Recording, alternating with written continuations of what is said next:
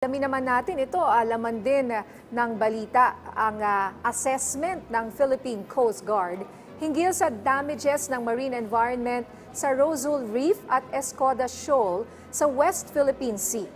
Kaugnay niyan, makakausap natin si PCG spokesperson for the West Philippine Sea, Commodore J. Tariela, na nagdiriwang din pala ng kanyang kaarawan ngayon. Magandang hapon at happy birthday to you, Commodore Tariela.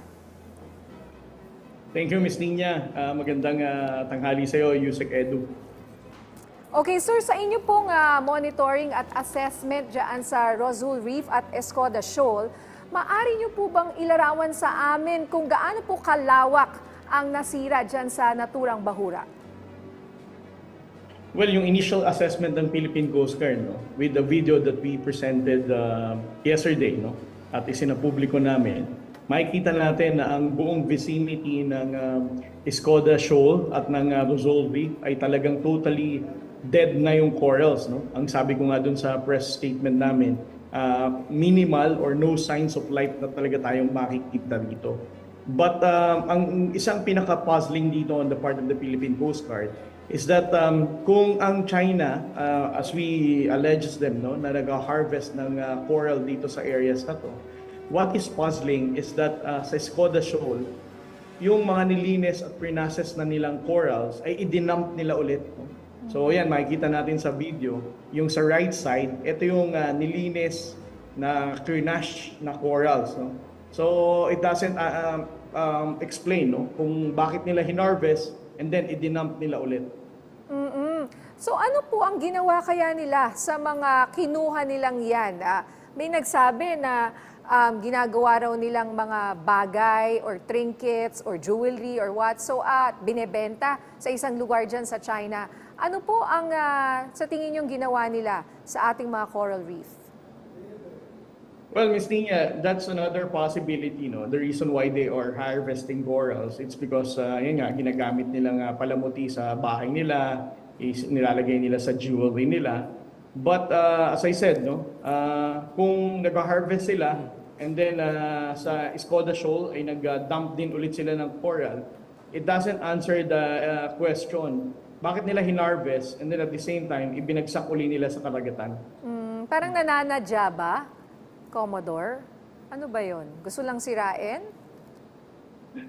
We have yet to Ms. Nina, to evaluate and ask the expertise ng ating mga marine scientists. That's why the Philippine Coast Guard is coordinating with the UPMSI to help us to evaluate what is the reason kung bakit una namatay yung mga corals dito sa vicinity na to, and then also to get a sample na itong ibinagsak nila na to na dinump na corals na to.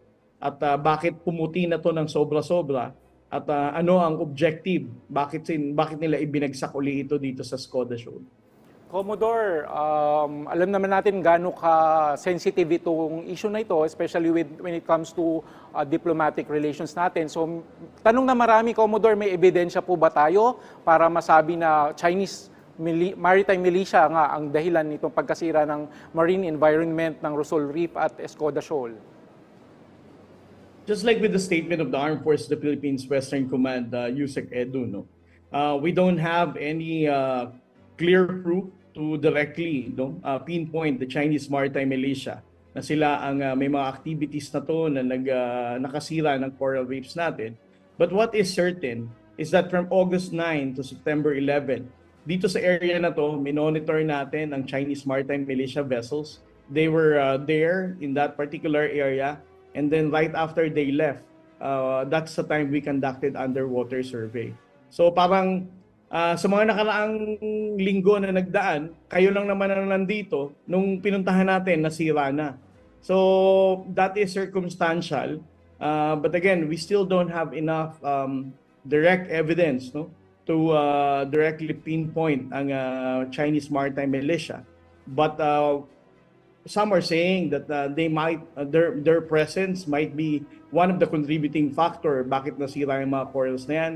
We still don't know. That's why as I said, we are still going to coordinate with marine scientists, those who really have science to understand what is happening in this particular shoal and reef. Commodore, may impormasyon din po ba tayo kung gaano na po katagal isinasagawa nga ito sa lugar na yan ang di umano'y swarming ng mga basura na naging dahilan na pagkasira nito? Well, i-clarify ko lang, no? We still don't know whether the waste that were dumped is the main reason kung bakit nasira ang coral dito. But ang pagmumonitor ng Coast Guard sa mga Chinese maritime militia na to has been happening for almost months already. It was last April that we started together with the Armed Forces of the Philippines na minomonitor namin ang swarming ng Chinese maritime militia dito. It is important to note that Iroquois Reef or the Rozul Reef that we are saying is actually the southern part ng Recto Bank, no? Ng Reed Bank. So ito talagang minomonitor ng Coast Guard, knowing for a fact na ang Iroquois Reef or the Rozul Reef is not just a fishing ground ng ating mga mangingisda, but there are also service contracts na alam na ang kasama natin sa Department of Energy. Itong bandang karagatan na to sa West Philippine Sea. Sir, meron po tayong tanong mula sa ating kasamahan sa media na si Joseph Morong ng GMA News. May estova sa West Philippine Sea. On the part of the Philippine Coast Guard, we still don't have that estimate. As I said, we just presented the report to the National Task Force West Philippine Sea. I think concerned agencies who have more mandates and knowledge about this are more subject matter expert to provide the estimate, particularly the Department of Environment, Natural Resources, UPMSI, and perhaps Bureau of Fisheries and Aquatic Resources. Dahil obviously may magiging epekto ito sa pangingisda ng mga Pilipino. So as far as the assessment of the damage nito sa environment natin na to, we're still collaborating with these government agencies for us to come up with that cost estimate. So ano po ngayon ang magiging hakbang ng Philippine Coast Guard upang mapaigting pa ang pagbabantay po dyan sa Rozul Reef at Escoda Shoal?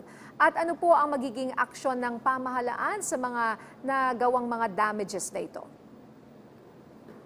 As we speak right now, the Commandant of the Philippine Coast Guard, Admiral Artemio Abu, has deployed 2 Coast Guard vessels to conduct another maritime patrol dito sa dalawang area na ito, and also to follow up itong underwater survey natin na to for us to have a much more clear understanding of the extent of the damage.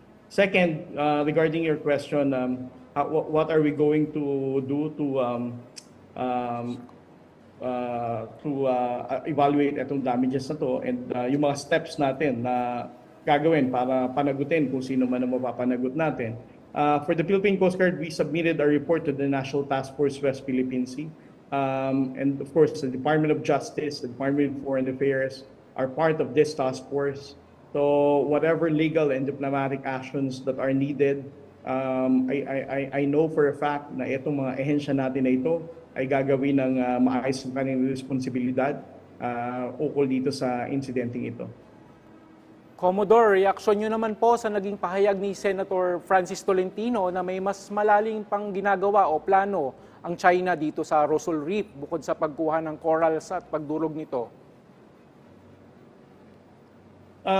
For the statement of Senator Tolentino saying that there is a prelude of island reclamation in this particular 2 areas, for the Coast Guard, our comment is that we don't want to speculate. We believe that we need expertise of our marine scientists to really explain what is happening, why these cleaned and processed corals are dumped once again in Escoda Shoal. Ito, Commodore, may tanong po tayo mula kay Nestor Corrales ng Philippine Daily Inquirer. Ang kanyang tanong, what is the President's reaction over the alleged destruction of corals in the West Philippine Sea by China? What is his order to PCG and concerned government agencies over this alarming incident? And will he convene the National Task Force West Philippine Sea? Well, to be honest with you, Ms. Nina, as far as the Coast Guard is concerned, we just forwarded a report to the National Task Force West Philippine Sea, of course chaired by the National Security Advisor, General Eduardo Año, and he has the full responsibility to brief the President about this situation. So if I don't have any response to the question, how did the President responded? Because as I said, it's the chairman of the NTFWPS who has direct personal communication to the President for him to be briefed about this incident. Okay, so sir, mensahe nyo na lang po sa ating mga kababayan at ano po ang mga susunod na hakbang ng PCG sa patuloy na pagbabantay ng teritoryo ng Pilipinas? Ang ating sambayan ng Pilipino po ay makakaasa po sa ating Philippine Coast Guard. Despite of our limited resources, we're going to strategically deploy our vessels to maintain our presence in the West Philippine Sea.